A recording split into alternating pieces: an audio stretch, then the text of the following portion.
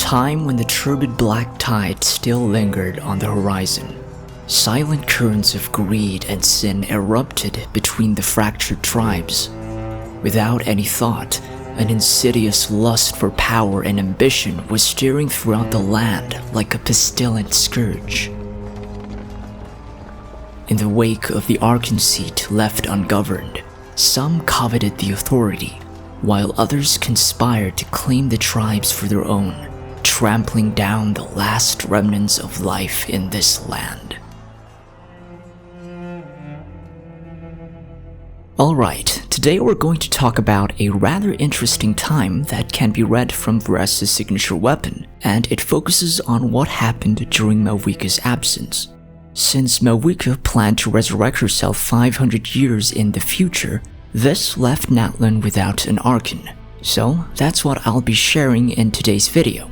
Also, with 5.5 currently out and having a new location to explore, I'll be posting another video for a summary of the world quest, as well as a second part of the timeline video I made last year. It will cover the whole story, even going back to when this area here was still called Natlantia, to the recent reveal on the 3 Moon Sisters, to the dragons having these 13 sovereign rulers, and up to the end of the Arkan quest.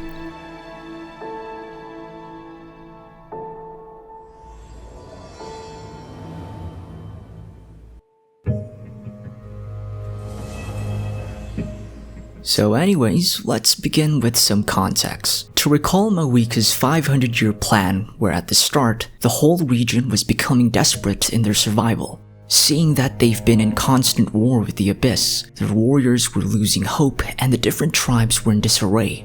It even needed the efforts of Tenoch to visit each tribe and recruit these different name-bearers. With Mavuika seeing her nation spiraling towards defeat, she, Tenoch, and the 6 name-bearers decided to come up with a risky proposition, one that requires her to be resurrected in the future, leaving the current Natlan at that time leaderless. So what happened in Natlan during Mavuika's absence? To start with a phrase we read from Varesa's weapon, it was a time when the turbid black tide still lingered on the horizon. Yet, after the 6 heroes of the blazing sun had stepped into the night winds, silent currents of avarice surged between the fractured tribes. This line highlights what happened during the battle shown in the Sunset teaser, where these 6 heroes alongside Mavuika had a destructive confrontation with their enemies in the Merjavari. This was termed as the Battle of the Merjavari. To sum it up, a lot of these heroes died with only Tupac and Mavuika surviving their trip home. After this, Tupac ultimately succumbed to his wounds and also died shortly after. In the end, it shows Mavuika going to the Secret Flame and continuing with her plan. Now, with Mavuika's sacrifice and absence, Natlan experienced a time of civil unrest. This left the position of the Pyro Arkan empty, and seeing this opportunity, numerous warriors from the tribes began to make some moves. It suddenly became a politician's playground, and this could lead to a potential civil war. Together with this, it seems that the Abyss threat was still present at this time.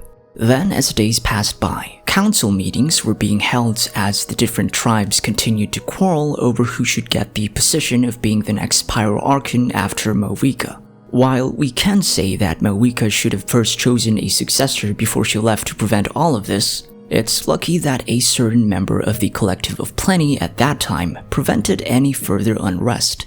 Here Fietena, a simple warrior with no ancient name to her possession, began to lead them. Now, it's been mentioned that she wore a mask during her time, and if you ever wondered if this mask was the one Varesa uses in her burst animation, it's instead this artifact piece here from the Scroll of the Hero of Cinder City set.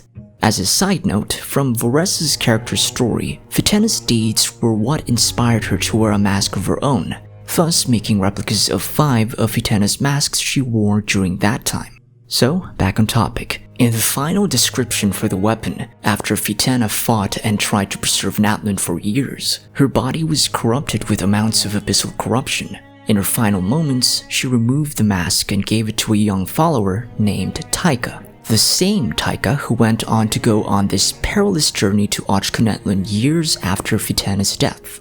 Now, what happened on this journey? After Fietena's passing, Natlan was still in constant threat from the Abyss. With the Pyro Archon absent after all this time, the different warriors were desperate to search for anything that could help them.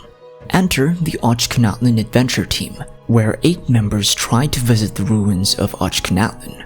One of these members was Taika. By this time, Taika was said to be the strongest of his tribe, even to the point that he was bored since he had no one to compete with. But all of this changed when he had to fight Abyss monsters, and it really flipped his view on life. Being a father to a young girl, he decided to make good use of his strength, donning the mask Fietena once gave him, and joined the team alongside 7 other members.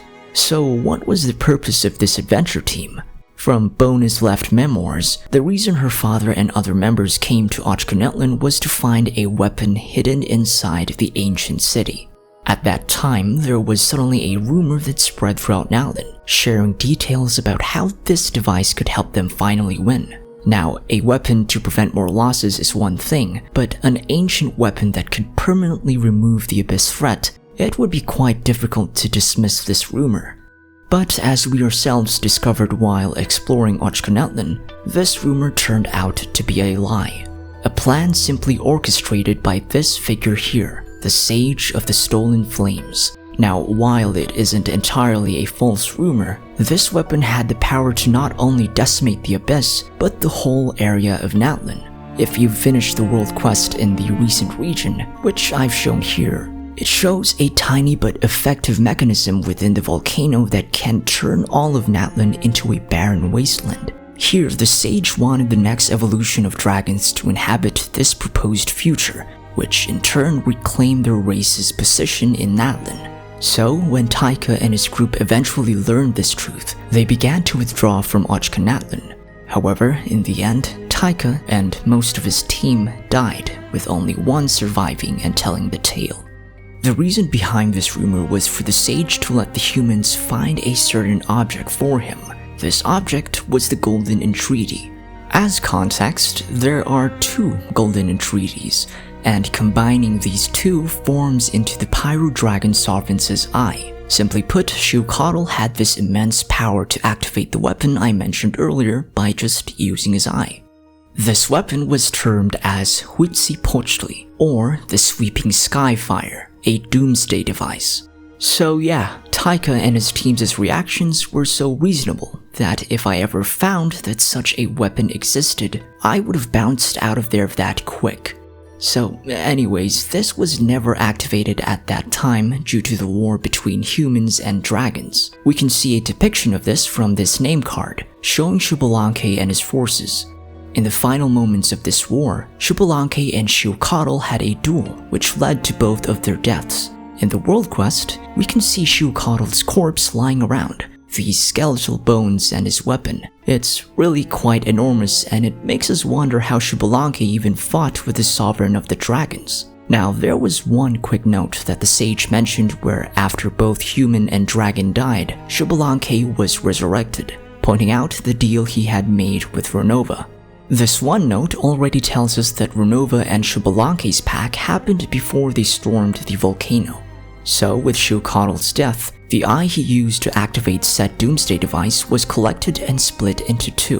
One was in the Sage's hands and one was by Xbalanque. This led to a great victory, the establishing of rules within the Night Kingdom, the Pyro Archon as the leader, renaming the land to Natlan, and finally, peace. Well, it already sounds like a happy ending, right? However, all this changed when the Pyro Archon died. Anyways, when Xbalanque eventually died, his piece of the Golden Entreaty was passed on to Och-kan. So, who is Och-kan again? He was portrayed in Natlan's history as this tyrant who exterminated Saurians and created a civil war amongst the tribes. He also rebuilt this dragon city and named it Ochkanatlan, turning it into a capital in honor of Xbalanque. However, in reality, he was an experiment created by the Sage, a hybrid of sorts, combining human and dragon blood together, which they called it as the Dragonborn, a next step towards evolution.